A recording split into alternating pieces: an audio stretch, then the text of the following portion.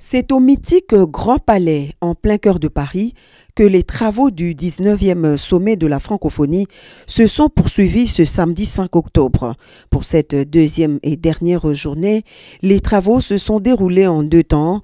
Dans la matinée, les chefs d'État et de gouvernement de l'OIF ont participé à une série de séances plénières pour examiner tour à tour le rapport du président de la conférence ministérielle sur les travaux de la 45e session de la commission ministérielle, suivie de l'audition du rapport d'activité de la secrétaire générale de la francophonie.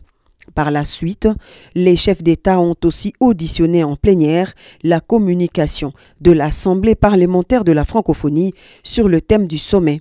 Il faut noter que pour la première fois, le sommet de la francophonie a connu la participation des jeunes créateurs, innovateurs et entrepreneurs de la société civile en adéquation avec le thème choisi, créer, innover, entreprendre en français pour l'emploi des jeunes. Dans l'après-midi, les chefs d'État et de gouvernement, membres de plein droit, ont poursuivi les travaux à huis clos. Cette fois, le thème choisi était pour un multilatéralisme renouvelé.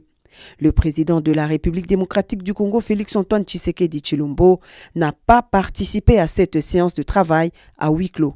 En revanche, le chef de l'État a effectué un bref passage dans les locaux de l'ambassade de la République démocratique du Congo en France.